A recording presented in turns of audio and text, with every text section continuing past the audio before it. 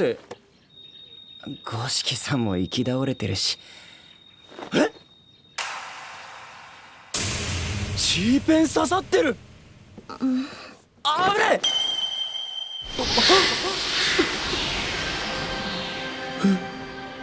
宇宙。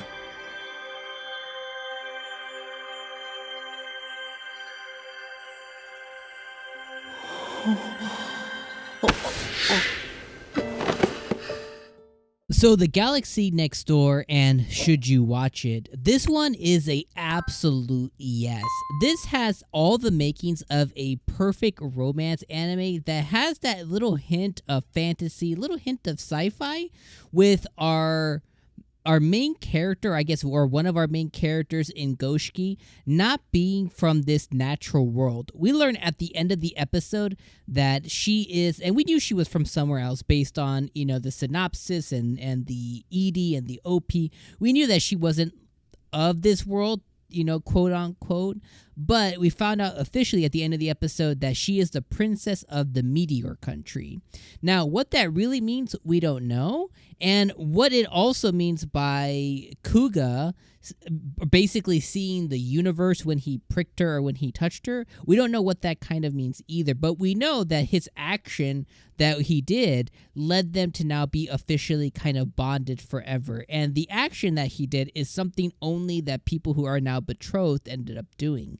But should you watch this? Absolutely yes. If you are not familiar with the channel, what's going on? I'm Dama from the Otaku Room, and I cover anime episodes weekly here. And I always come with the beginning of any season, and I recommend to you if you should watch or not watch an anime. But when it comes to Galaxy Next Door, I think that if you had an interest, or if you clicked on it, or if you read the synopsis, I believe that you have a interest or strong interest in romance anime. And I think this really hit it out of the park. There are a few different things that this episode established, and it had really, really engaging and really good storytelling from the beginning. It starts off with a funeral. It looks like the princess's grandma had passed away, and there was a funeral. The princess in 𝐒𝐻𝐸 took this opportunity to leave and kind of explore the world. We find out later that 𝐒𝐻𝐸's grandma was a big otaku and a lot of manga, big light novel fan. I thought that was so cute. And that's where she got her inspiration from, or that's where she got her aspirations from, and that's where she got her ability to draw and thing over the past year or so. And we find out later that 𝐒𝐻𝐸 also is a huge fan of 𝐒𝐿 and the shoujo manga that he had produced. So she was a big fan as well. But regardless, the episode starts off, and it's a grandma's funeral. She goes to find a quote-unquote a new world. Then the OP, oh my god, the OP is so good, has serene music, really cute visuals, and the art is just it's just top-notch. It's so good. Then we transition into 𝐒𝐿. We find out that 𝐒𝐿's dad died. And apparently mom is out of the picture. She's living her own life, she's living her best life. So she seems like a piece of work, right?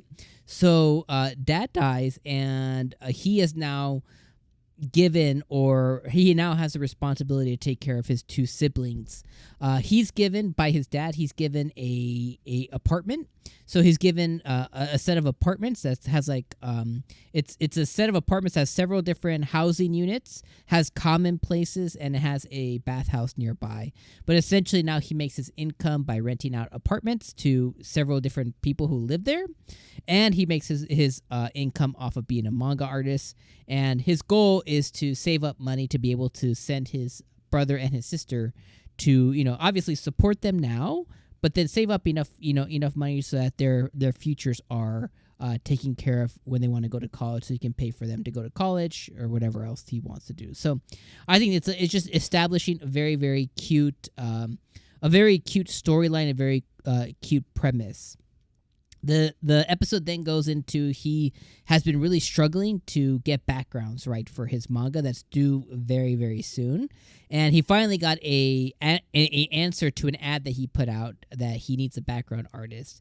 He finds 19 or 20-year-old 𝐒𝐻𝐸𝐭, and she's able to just knock the backgrounds out of the park just like he imagined.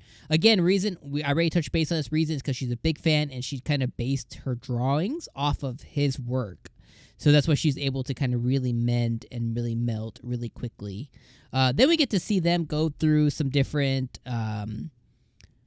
different ups and downs. You know, we get to see them work together. We get to see her kind of initialize. We get to see her work on backgrounds for him. We get to see them partner up. We get to see her, 𝐒𝐻𝐻𝐸, we get to see her go and partner or begin to get familiarized with the apartments. We get to see her familiarize herself with his younger sister and younger brother, which is very cute. They get to show her where the assistant would normally stay. And, now she's going to have like a room there, which is really, really cool as well. And we get to just see her kind of establishing herself there, which I think was really cool. And then while she's establishing herself, we get to learn more about the apartments and the common places and Kuga's cousin that lives there as well as some other folks that live there, like a businessman and some other saleswoman or something else that lives there as well, too. So we get to kind of learn more about it.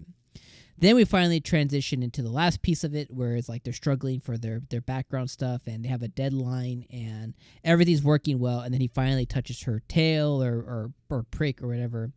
And now she's like, yo, you and me, we forever. And now he has to deal with that. And I think that is really cool. So overall, this episode offered us a really cool premise, a otherworldly or outworldly character in 𝐒𝐻𝐻𝐸. It gave us a lot of questions that hopefully the anime will uncover as it goes on. It's like, what is the meteor country? What do they represent? Where are they from? Is there aliens? Like, what's that whole deal there? We now get another plot line, which is them basically being like betrothed, essentially based on his action that he did. He's going to live with it, so they're going to get closer. And then it's like a perfect partnership between a manga artist and a background artist. It's like this perfect meld between them. And then obviously he has like this little family already going with the two siblings and his cousin too, and then all the people who live there. So I'm sure we'll get a lot of antics and things like that. But it established good characters, good plot line. World building, it doesn't need to really do much world building. It's set in, current time Japan. But from world building, we have the meteor country stuff.